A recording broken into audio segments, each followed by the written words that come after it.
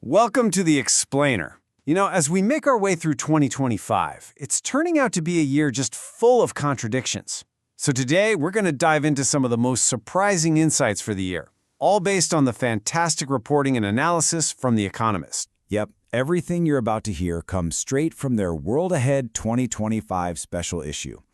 And what a year it is. A year where incredible hype is crashing head-on into a messy reality.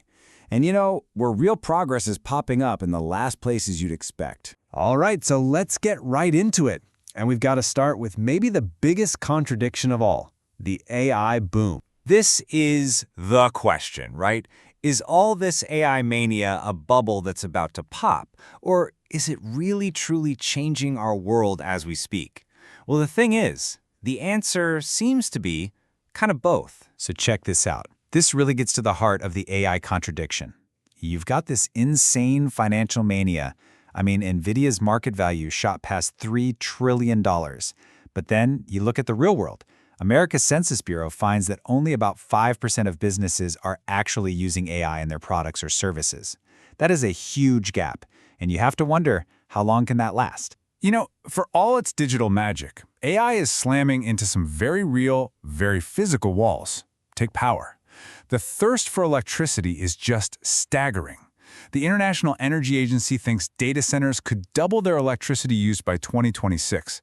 We're talking about as much power as the entire country of Japan. And get this, analysts are now predicting we could literally run out of high-quality data on the internet to train these models maybe by 2028.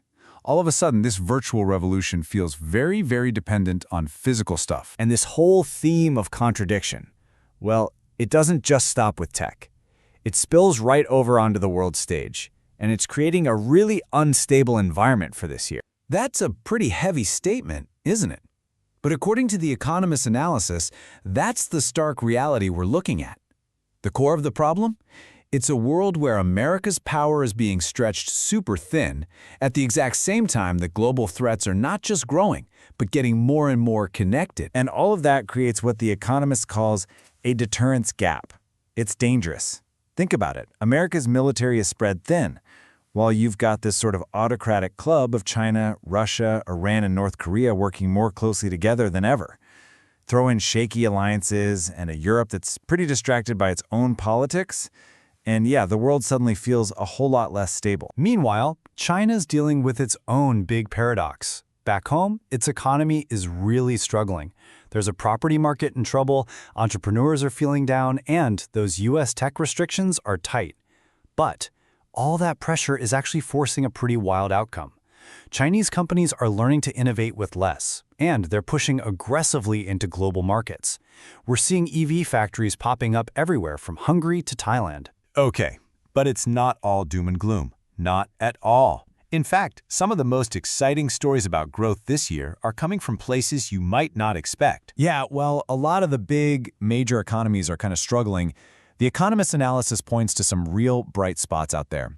These are the places that are bucking the trend, avoiding that trap of low growth and high debt. And here is a stat that just completely flips the script on a lot of old narratives. In 2025, get this, 9 of the world's 20 fastest growing economies are going to be in Africa, almost half. And we're talking about countries like Rwanda and Tanzania, places that aren't just relying on commodities. They're projected to grow by over 6%. It's a huge story. And speaking of unexpected places, this quote just perfectly sums up a new kind of cultural force that's exploding onto the scene. A scriptwriter was talking about Chinese microdramas, and he called them soaps on steroids.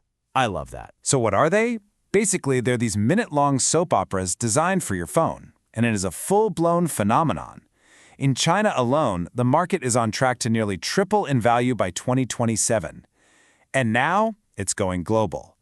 Chinese-backed apps are taking the same model and exporting it, using foreign actors to create original content for audiences all over the world. All right, so this same dynamic, this push and pull, we're seeing it play out in science and technology too.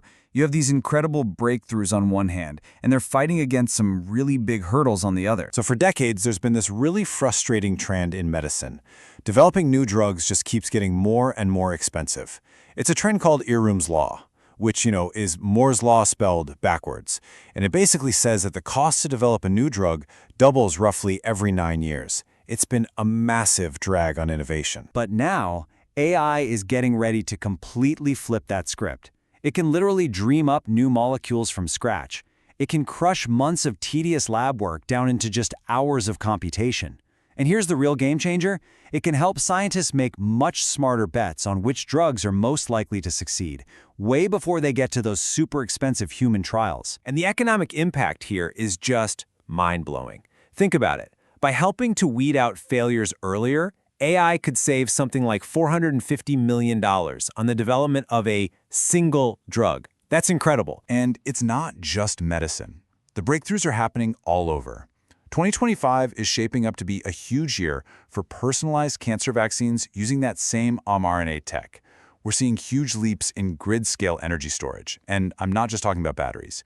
And yeah, over in China, they might actually launch the first commercial flying taxi services, really. Which brings us to our final point. And this might be the biggest, and honestly, the most surprising question for 2025. Have global emissions finally peaked? I mean, the UN's climate panel has been saying it for years.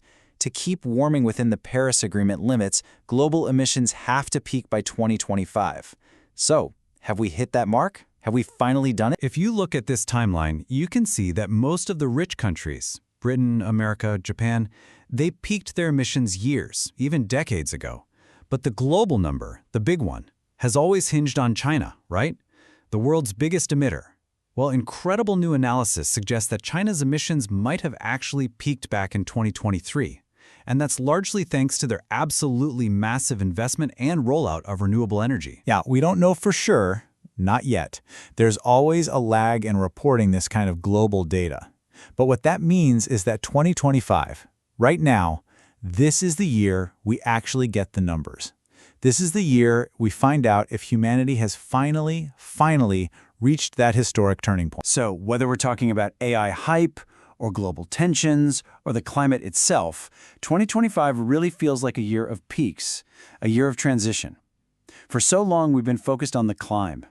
But as The Economist puts it, maybe the climb is over. And if it is, the only thing that matters now is how fast we come down. And that's the real question, isn't it? Not just for the climate, but for every single one of these challenges we've looked at today. If the climb is over, what happens on the way down?